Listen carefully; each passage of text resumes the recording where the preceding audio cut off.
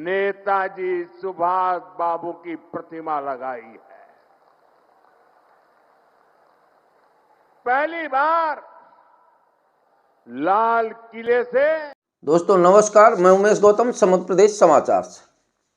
हमारे देश के डंकापति, विश्व गुरु और विकास पुरुष की रैलियां शुरू हो गई हैं। पहली रैली का दौर पश्चिम बंगाल में शुरू हो गया है। हमारे महान पुरुष, युग पुरुष, बायोलॉजिकल मैन पश्चिम बंगाल में रैली के दौरान जो बोले वो शायद राष्ट्र के लिए नहीं, देश के लिए भी कटाक्ष जैसा है। क्योंकि जो पढ़ा लिखा ही नहीं, कुछ नहीं जानता, वो निश्चित इसी तरह हवा में लठ चलाता है। उन्होंने कहा कि हमने नेताजी को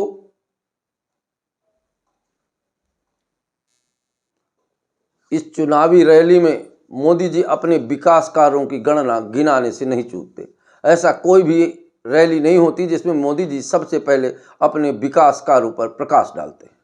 और विकास कार्यों का प्रकाश की जो गति रहती है वो हम आपको जरूर बताना चाहते हैं। क्योंकि विकास तो किया नहीं और विकास को पहचानते भी नहीं। क्योंकि विकास का अर्थ क्या होता है ये भी पूरी तरह ये जानते भी नहीं। इसलिए इन्होंने कहा कि हमने नेताजी को इंडिया गेट के सामने प्रस्तावित किया। इंडिया गेट के सामने नेताजी की एक बड़ी मूर्ति प्रस्तावित करके उन्हें सम्मान दिलाया, ये पहला बयान था। अंडमान निकोबार द्वीप में एक द्वीप का नाम हमने नेताजी के नाम रखा। हमने दिल्ली में बांग्ला भाषा को शास्त्रीय भाषा का दर्जा दिया और दुर्गा पूजा को यूनेस्को में स्थान दिलवाया। मोदी जी ने कहा कि इतना प्यार मुझे ही बंगाल से है, दुनिया में किसी को नहीं है, तभी तो मैं इतने काम किए। पर अब हम पहले काम से इनकी बात बताते हैं। इन्होंने कहा कि नेताजी को सम्मान दिलाया। ये बार बार कहना चाहते थे कि नेताजी पश्चिम बंगाल के हैं, पर इनको खुद ही पता नहीं है कि उड़ीसा के कटक के रहने वाले हैं और 1857 में इनका जन्म हुआ था। नेताजी का 1897 में जन्म हुआ था और नेताजी का सम्मान ये क्या करेंगे। हिटलर भी कहता था, उन्हें नेताजी के नाम से कहते थे। और नेताजी का सम्मान इनकी वजह से नहीं है। नेताजी के स्वयं के कर्म, राष्ट्रभक्ति और देश प्रेम ही नेताजी के सम्मान की ऊंचाइयों और बुलंदियों को कोई छू नहीं सकता। और ये तो कपोल कल्पित बात करते हैं। हालांकि इनका नाम ही डंकापति है।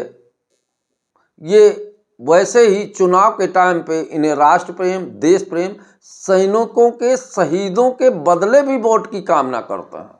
इन्हें ना तो राष्ट्र से मतलब है, देश से मतलब है। सत्ता की लोलुपता के लिए किसी के बारे में ये कुछ भी बोलते रहते हैं। बात करते हैं दुर्गा पूजा की। इन्होंने कहा कि हमने यूनेस्को में स्थान दिलवाया। तो दुर्गा पूजा को यूनेस्को में स्थान दिलवाया और हनुमान जी को पतंग बना के विदेशी आदमी के साथ हाथ पकड़कर आसमान में उड़ाया। राम को गोदी में लेके मंदिर में बैठाया। मतलब ये यूं कहें कि इनकी कहने की ये बात सच है कि हम बायोलॉजिकल हैं, और जब ये बायोलॉजिकल हैं तो निश्चित तौर पर हनुमान जी को भी ये उड़ाए ना सिखाए। और एक बात और बता दें, हनुमान जी को दो ही लोग आज तक रस्सियों से जकड़ चुके हैं। पहले तो रावण का बेटा इंद्रजीत, कि अब हमारे मोदी जी। पर अब आइए बात करते हैं वास्तविक जीवन और धरातल के मुद्दों की। मोदी जी के किसी भाषण में उन्होंने ये नहीं कहा कि मैं पश्चिम बंगाल में शिक्षा की गंगा बहाऊंगा और बच्चों के शिक्षा और रोजगार के दायित्व को पूर्ण निभाऊंगा।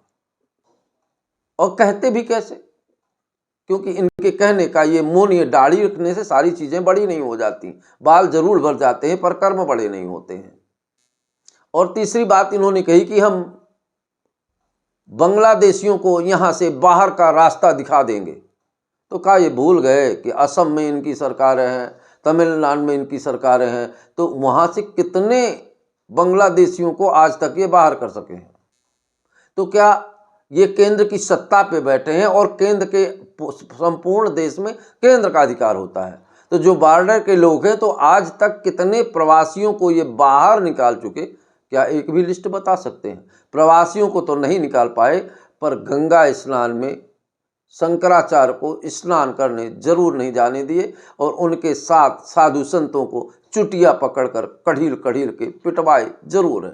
तो या कहें कि डंकापति फटा ढोल बजाने के लिए तो अलग बात है, पर विश्व गुरु को कुछ आजकल पढ़ भी लेना चाहिए। और एक भी भाषण में आप देखते रहिएगा, कहीं भी ये शिक्षा और रोजगार, बेरोजगारी दूर करने की बात, 15 लाख रुपए की पिछली बात, ये कुछ नहीं करेंगे।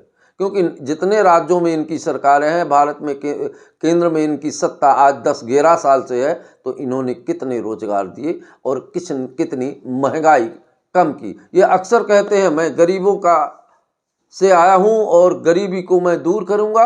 पिछली सरकारें 70 वर्ष से गरीबी हटाओ चिल्ला रही थी, पर मोदी जी ने सही कर दिया। गरीबी तो नहीं हटाना है, मोदी जी गरीबों को ही हटा रहे हैं। तो दोस्तों नमस्कार। नेताजी सुभाष बाबू की प्रतिमा लगाई है। पहली बार लाल किले से आजाद हिंद फौज के योगदान को नमन किया गया। अंडमान निकोबार में नेताजी के नाम पर द्वीप का नाम रखा गया। इतना ही नहीं, पहले जो 26 जनवरी के कार्यक्रम थे ना, वो 24-25 तारीख से शुरू होते थे और 30 तारीख को पूरे होते थे। हमने ये कार्यक्रम बदल दिया। हमने अब 23 जनवरी सुभाष बाबू की जन्म जयंती से शुरू किया और महात्मा गांधी की पुण्यतिथि पर पूरा करने का तय किया। साथियों, बांग्ला भाषा और साहित्य बहुत ही समृद्ध है, लेकिन बांग्ला भाषा को